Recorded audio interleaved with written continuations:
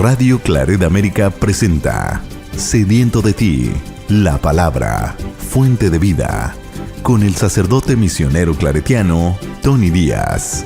Reflexiones diarias del Evangelio. Aquí iniciamos.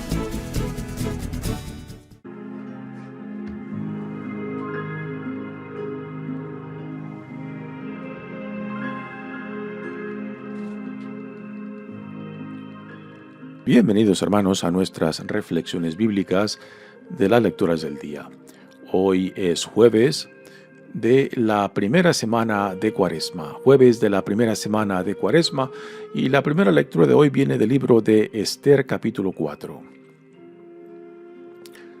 En aquellos días, la reina Esther, ante el mortal peligro que amenazaba a su pueblo, buscó refugio en el Señor y se postró en tierra con sus esclavas, desde la mañana hasta el atardecer. Entonces suplicó al Señor diciendo: Dios de Abraham, Dios de Isaac, Dios de Jacob, bendito seas. Protégeme porque estoy sola y no tengo más defensor que tú, Señor, y voy a jugarme la vida. Señor, yo sé por los libros que nos dejaron nuestros padres que tú siempre salvas a los que te son fieles. Ayúdame ahora a mí, porque no tengo a nadie más que a ti, Señor y Dios mío. Ayúdame, Señor, porque estoy desamparada. Pon en mis labios palabras acertadas cuando esté en presencia del león, y haz que yo le agrade, para que su corazón se vuelva en contra de nuestro enemigo, para ruina de éste y de sus cómplices. Con tu poder, Señor, líbranos de nuestros enemigos. Convierte nuestro llanto en alegría y haz que nuestros sufrimientos nos obtengan la vida. Palabra de Dios. El salmo responsorial es el Salmo 137 y el responsorio es: De todo corazón te damos gracias, Señor. De todo corazón te damos gracias, Señor. De todo corazón te damos gracias, Señor, porque escuchaste nuestros ruegos. Te cantaremos delante de los ángeles, te adoraremos en tu templo. Señor, te damos gracias por tu lealtad y por tu amor. Siempre que te invocamos, nos oíste y nos llenaste de valor. Que todos los reyes de la tierra te reconozcan al escuchar tus prodigios, que alaben tus caminos porque tu gloria es inmensa. Tu mano, Señor, nos pondrá a salvo y así concluirás en nosotros tu obra. Señor, tu amor perdura eternamente. Obra tuya soy, no me abandones. De todo corazón te damos gracias, Señor.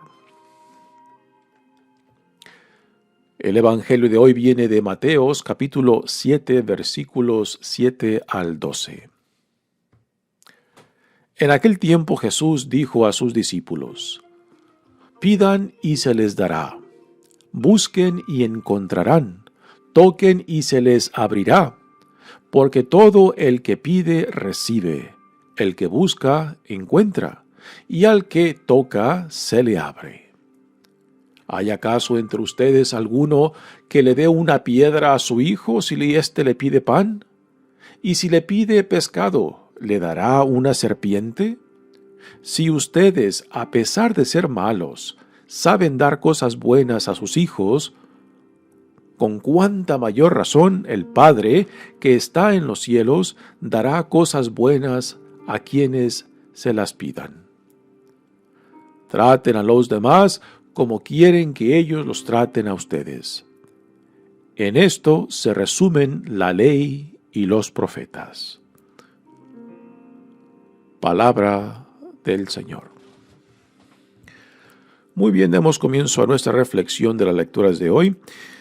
Estamos leyendo del libro de Esther, Este es un libro muy particular. Es uno de 3 libros que llevan nombre de mujeres, junto con el de Ruth y de Judith.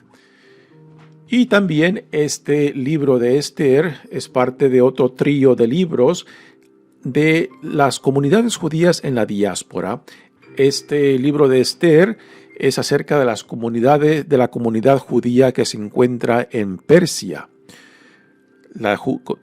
La comunidad que después de los diferentes exilios pues se estableció en Persia. El libro de Tobías también es un libro que describe que habla de la comunidad judía dispersa en la diáspora que viven en Asiria. Asiria fue uno de los reinados que conquistó también a Israel y que se llevó parte de la crema innata de Israel al exilio, y algunos pues se quedaron en Asiria, y el libro de Tobías habla acerca de estas comunidades en Asiria.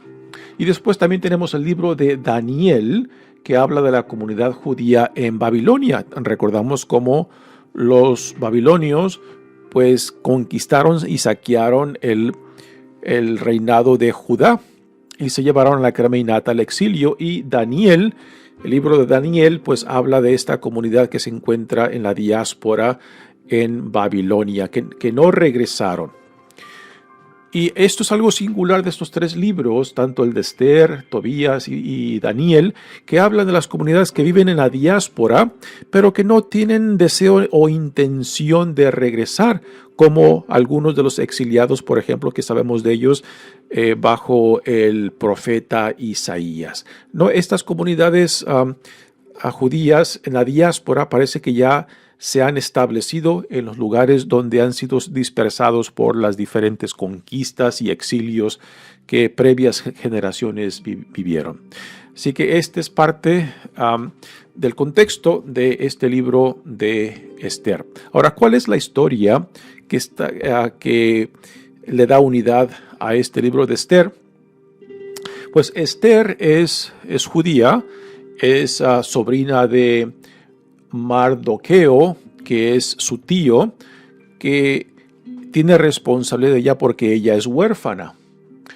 Y el rey de Persia, disgustado con la esposa que tenía, pues se deshace de ella y va en busca de otra esposa para él, y escoge a Esther. Ahora, cuando Esther es escogida para ser esposa del rey de Persia, pues no menciona que es parte del pueblo judío que vive en la diáspora. Y este es un secreto que ella mantiene. Y esto es parte del drama dentro de este libro. Ocurre que el virrey del rey de Persia, que lleva el nombre de Amán, pues tiene interés en deshacerse del pueblo judío y crea toda una trama para hacer que el rey de Persia dé un edicto que en tal fecha todos los judíos dentro del reinado de Persia serán asesinados, serán borrados de la historia, ¿no? Y este es parte del contexto del por qué se lee la lectura esta, donde tenemos a Esther que, haciendo un ayuno junto con sus siervas, se postra ante Dios para pedirle que Dios la guíe, porque ella está por interceder con el rey por el pueblo judío, que está a punto de ser desaparecido de la historia en Persia. Así que el virrey llamado Amán ha puesto ya en función esta trama para desaparecer al pueblo judío, porque tiene cierto celo, porque se siente resentido que el Mardoqueo, el tío de Esther, le hizo un mal gesto, ¿no? Y con esto creó un odio hacia toda la población judía dentro del reinado de Persia. Y creó este trama engañando prácticamente al rey de dar este edicto que en tal fecha los ciudadanos de Persia iban a matar a todos los judíos dentro del reinado. Ahora, cuando Esther se da cuenta, por medio de su tío Mardoqueo, de lo que este virrey Amán está tramando, pues ella quiere intervenir, pero no sabe si el rey está de acuerdo con lo que con el virrey está tramando. Y por eso ella, en esta oración en la cual pone todo su corazón, toda su alma, toda su vulnerabilidad ante esta situación en la cual todo su pueblo pues está peligrando, ¿no? Y ella misma, siendo judía, algo que no había revelado al rey, pues no sabe si el rey persa, pues también se va a deshacer de ella, porque ella piensa que el rey está de acuerdo con este edicto que tramó el virrey Amán. Entonces ella prepara una cena para recibir al rey junto con el virrey, y presentar la situación de su pueblo judío, ¿no? Y el virrey Amán piensa que ya tiene toda esta trama controlada, y cuando va por primera vez a cenar junto con el rey, a esta invitación que le hace Esther, piensa que ya tiene todo el trama hecho para deshacerse del pueblo judío, empezando por Mardoqueo, el tío de Esther, y sale de que el rey se da cuenta de que Mardoqueo había intervenido en favor del rey para salvarle su vida, y se dio cuenta en el registro de los días de su reinado, de que no se le había dado ningún favor a Mardoqueo por haber intervenido en favor del rey. Entonces ahí el rey persa se da cuenta de que su virrey Amán había tramado todo esto en contra de Mardoqueo. Entonces el rey pues salva a Mardoqueo de la venganza que el virrey quiere poner en contra de él. Y después, en la segunda cita de una cena que Esther invita al rey y al virrey, ahí se descubre todo el trama que Amán había echado a andar. Y entonces es Amán a quien el rey a últimas manda matar, con la misma forma que el virrey estaba tramando para matar a Mardoqueo, el tío de Esther, ¿no? Así que la lectura de hoy es la oración que Esther hace como preparación para intervenir por su pueblo judío que se encuentra en Persia. Así que es una oración de petición. Ahora, ¿por qué se escogió esta lectura para hoy? Porque la oración es parte de nuestras prácticas, de nuestras disciplinas durante la Cuaresma. Entonces, esta oración de Esther es una oración de petición como un ejemplo de cómo acercarnos a Dios, cómo abrir nuestro corazón, nuestras almas ante Dios, ¿no? Y nos da el ejemplo de Esther, porque es un ejemplo en la cual Esther, en su vulnerabilidad, en su miedo, en su temor, pues se pone a la disposición de Dios, no sabiendo cómo Dios le va a responder y no sabiendo cómo el rey también le va a responder a su petición de intervenir por su pueblo judío que se encuentra en Persia. Así que esta es la oración que Esther hace antes de que ella vaya y se entreviste con el rey durante la cena que ha preparado para intervenir por su pueblo, y donde ella le revela que ella es judía y que por tanto, como judía, le pide al rey ese favor de que prevenga de que este edicto que Amán, el virrey, ha tramado para deshacerse del pueblo judío. Dice la oración: en aquellos días la reina Esther, ante el mortal peligro que amenazaba a su pueblo, buscó refugio en el Señor y se postró en tierra con sus esclavas, desde la mañana hasta el atardecer. Entonces suplicó al Señor diciendo: lo mismo que Esther está haciendo aquí con sus siervas, también se le pidió a su tío Mardoqueo que hiciera lo mismo, que entrara en este periodo de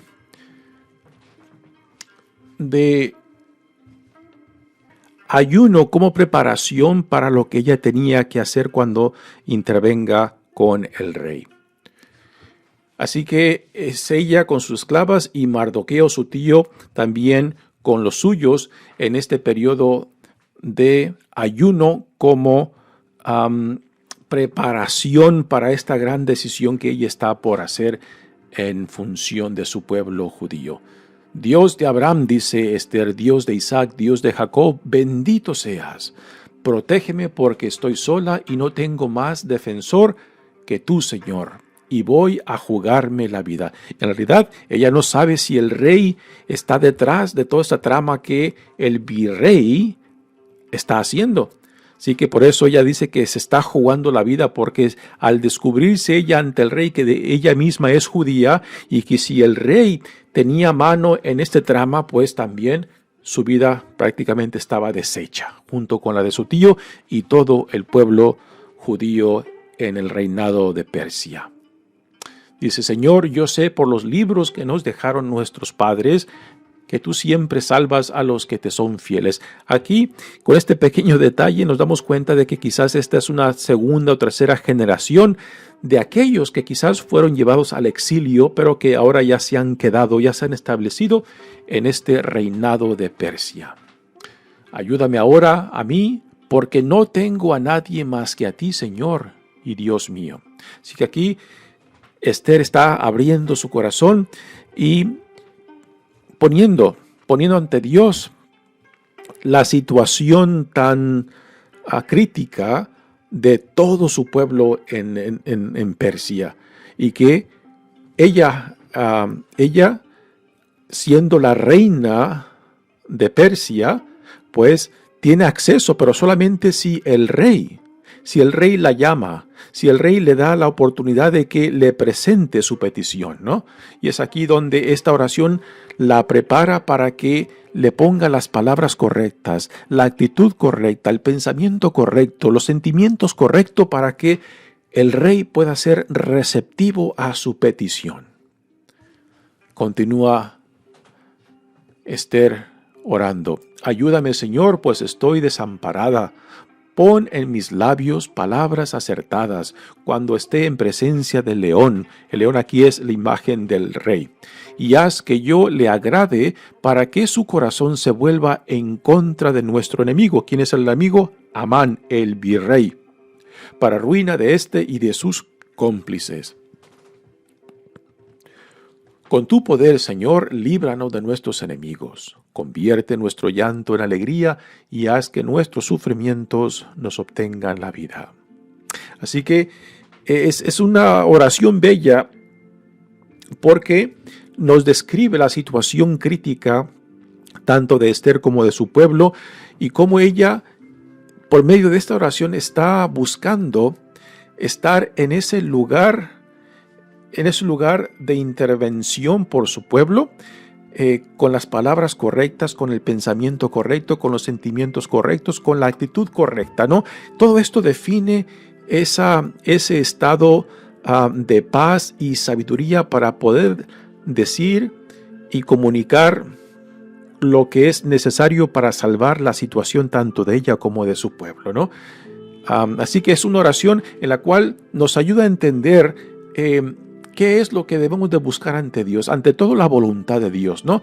De que Dios a veces no nos concede todo lo que pedimos, pero sí cuanto Dios vea y discierne qué es lo mejor para nosotros, qué es lo que más necesitamos, puesto que por experiencia sabemos de que no todo cuanto le pedimos a Dios se nos concede, pero Dios en su inmensa sabiduría nos da lo que más necesitamos. Y esto será el tema también del cual se hablará en el Evangelio de hoy, puesto que tanto esta primera lectura como el Evangelio nos hablan acerca de la oración y de la oración de petición en particular, ¿no? Porque hay diferentes tipos de oraciones. Oración en silencio, oración repetitiva, como el rosario, oraciones de alabación, oraciones de glorificación a Dios, al Hijo y al Espíritu Santo. Y también tenemos estas de oraciones de petición, lo cual le exponemos a Dios nuestras necesidades. confiando que al exponerle nuestras necesidades, después lo dejamos en manos de Dios a lo que Dios disponga. Todos tenemos experiencia de que no todo cuanto le pedimos Dios nos concede. Y es voluntad de Dios, y esto a última lo tenemos que aceptar, que es la voluntad de Dios con lo que tenemos que hacer la paz. Que si Dios nos quiere conceder nuestra petición, alabado sea Dios. Y si Dios no nos concede lo que le pedimos, igualmente, alabado sea Dios, confiando que Dios sabrá mejor que nosotros, que en su infinita voluntad y misericordia Dios sabrá el porqué de las cosas, aunque yo quizás no lo entienda, aunque no lo comprenda, ¿no? Esto es parte del sentido de la esperanza, de que no todo saldrá como uno lo pide, pero que igualmente, venga lo que venga, pase lo que pase, estaremos bien, porque estamos bajo la providencia de Dios. Muy bien, pasemos ahora al Evangelio que viene de Mateos, y esta es la parte final del Sermón de la Montaña. El Sermón de la Montaña cubre prácticamente 2 capítulos y medio, casi 3, empezando con el capítulo 5 hasta el capítulo 7. Y aquí tenemos la parte final donde Jesús les enseña a sus discípulos cómo deben acercarse a Dios en oración, particularmente en el tipo de oración de petición. Y le dice Jesús: en aquel tiempo Jesús dijo a sus discípulos: pidan y se les dará, busquen y encontrarán, toquen y se les abrirá, porque todo el que pide, recibe, el que busca, encuentra, y el que toca, se le abre. Parecen palabras muy simples y sencillas, ¿no? De que todo cuanto uno pide, Dios nos concederá, pero no es eso. ¿Qué hemos de entender por estas palabras que Jesús le ofrece a sus discípulos y también a nosotros? El sentido pues nos los da después en lo que viene después de estas palabras. Y quizás la pregunta que debe salir de esto, ¿no? Puesto que ya en otras partes del Evangelio Jesús nos dice, y fue precisamente en el Evangelio de ayer, que también salió de la sección del Sermón de la Montaña, donde Jesús nos dice de que no tenemos que hablar con muchas palabras, puesto que Dios ya sabe lo que necesitamos antes de que se lo comuniquemos. Entonces la pregunta, ¿no? Entonces, ¿para qué la oración, particularmente de petición, si Dios ya sabe lo que necesitamos, ¿no? Bueno, la oración, ante todo, no es tanto para Dios, sino para nosotros, porque a veces no sabemos realmente o concretamente qué es lo que más necesitamos, ¿no? Y a veces lo que pedimos, lo que buscamos, no es necesariamente lo fundamental de nuestra necesidad, sino quizás lo que queremos. Y entre lo que necesitamos y lo que queremos o deseamos, hay un mar de diferencia, ¿no? Entre lo que uno desea y lo que uno quiere, puede ser un barril sin fondo. En lo que uno verdaderamente necesita, en realidad no son muchas cosas, ¿no? Yo creo que se pueden contar fácilmente lo que uno más necesita: el amor, la caridad, el compañerismo, la amistad, un sentido de pertenencia, de donde yo encajo en la vida, donde yo encajo en el mundo, donde yo encajo en las vidas de otros, ¿no? En realidad son muy pocas las cosas que verdaderamente necesitamos, a diferencia de lo que deseamos, de lo que queremos, de lo que buscamos, que repito, que a veces puede ser un barril sin fondo, ¿no? Y la oración, cuando verdaderamente nace y sale de lo más profundo nuestro, pues nos ayuda a aclarar, a discernir transparentemente qué es lo que verdaderamente necesitamos. Y esto es lo que después le presentamos a Dios con toda confianza. Y siempre que le presentamos a Dios aún nuestras necesidades concretas, lo dejamos en manos de Dios, con la confianza de que Dios sabrá cómo nos responde, si nos concede o no nos concede lo que le pedimos. Por ejemplo, tenemos a Jesús cuando se encuentra en ese momento clave antes de ser arrestado en el huerto de Getsemaní, ¿no? Que por lo menos la forma que lo describe el Evangelio de Lucas, ¿no? Que está de rodillas y lo describe de que suda, que está sudando gotas como de sangre, ¿no? Para describirnos la agonía, la dificultad de ese momento antes de ser arrestado, ¿no? Y Jesús le dice a Dios Padre: Padre, si es tu voluntad, no permitas que yo beba de este cáliz, ¿no? Y lo repite varias veces, según nos los comenta el Evangelio de Lucas, ¿no? ¿Y qué sucedió? Jesús es arrestado. O sea, cuando Jesús dice: no permitas que yo beba de este cáliz, Jesús ya ve venir su pasión y su muerte, ¿no? Y Jesús no es alguien que busca el sufrimiento por el sufrimiento, no es un masoquista, ¿no? Así que Él, como todo ser humano, preferiría no pasar por esa cruz, por esa pasión, por ese sufrimiento y por la muerte misma.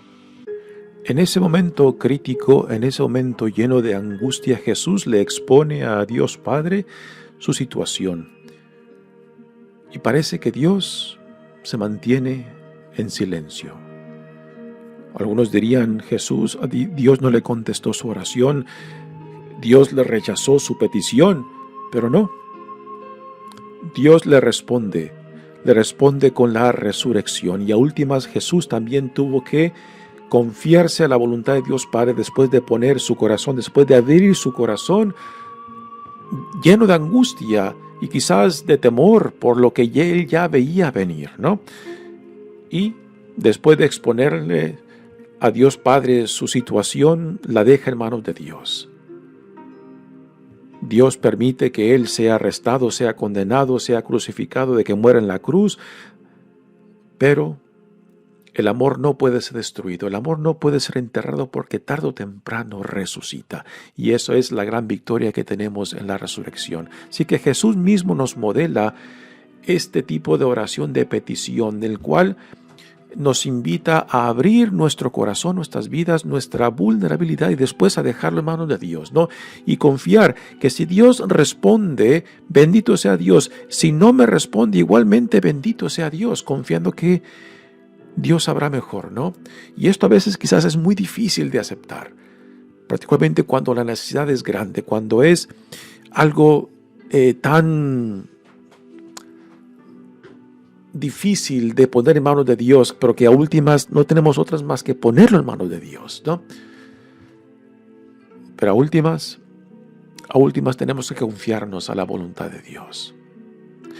Y esto es, a últimas, lo que la oración de peticiones no es simplemente ponerle a Dios nuestras exigencias y esperar de que Dios cumpla nuestras exigencias por más devociones, por más oraciones que le ofrezcamos. A últimas, tenemos que dejarlo en manos de Dios, a la voluntad de Dios.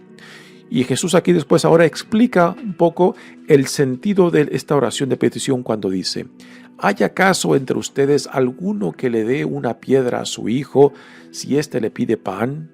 ¿Y si le pide pescado, le dará una serpiente? Si ustedes, a pesar de ser malos, saben dar cosas buenas a sus hijos, ¿cuánta mayor razón el Padre que está en los cielos les dará cosas buenas a quienes se las pidan? Esta es la clave del tipo de oración, de petición, que Dios nos dará cosas buenas según la voluntad de Dios, según lo mejor para nosotros, ¿no? Cuando Jesús nos pide que amemos al prójimo como a nosotros mismos, utiliza la palabra ágape, ¿no?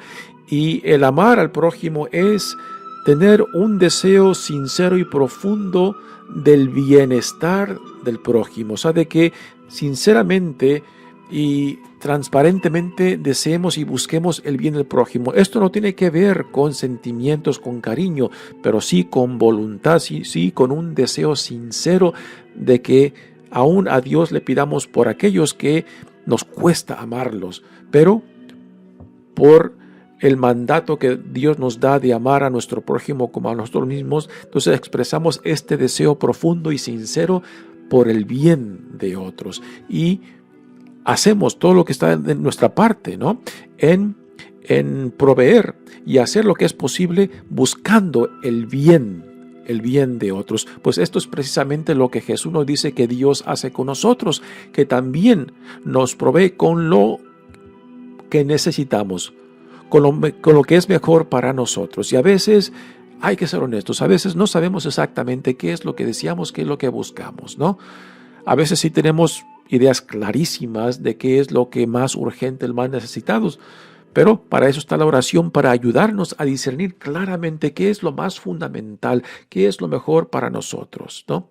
Y después dejarlo en manos de Dios. Y después, esta lectura del Evangelio cierra con esta frase que la encontramos en la mayoría de las religiones del mundo y también en otras culturas. La encontramos en la forma negativa.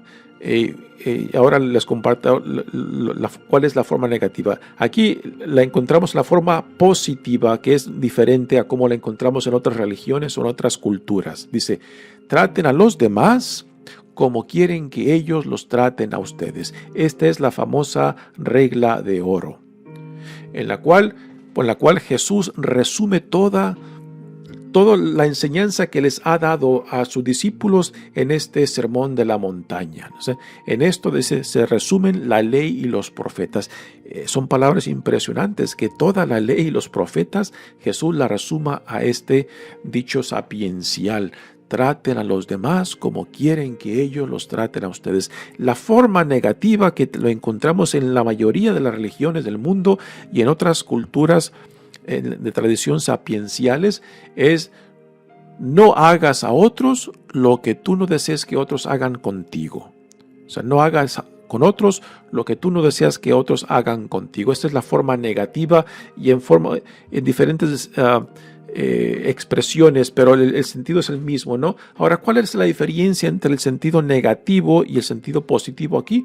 Que el sentido positivo en la cual Jesús la pone es de que nos promueve, nos anima para que no simplemente seamos pasivos y no hacer nada, puesto si no hago nada, pues puedo decir estoy cumpliendo esta ley de oro, ¿no? Pues si no le hago nada a nadie, pues que nadie me haga nada a mí. Y en eso no necesariamente nos fuerza hacia la relación tanto de amor, compasión y justicia que Jesús nos modela, ¿no? Así que la forma positiva tiene un cierto impulso más para actuar según el amor ágape, según la compasión, según la justicia de Dios, de que tratemos a otros como nosotros deseamos ser tratados. Mi nombre es Padre Tony Díaz, misionero claretiano. Que Dios los bendiga. Radio Claret América presentó Sediento de ti, la palabra. Fuente de vida. Sus comentarios son importantes. Contáctenos en radioclaretamerica@gmail.com.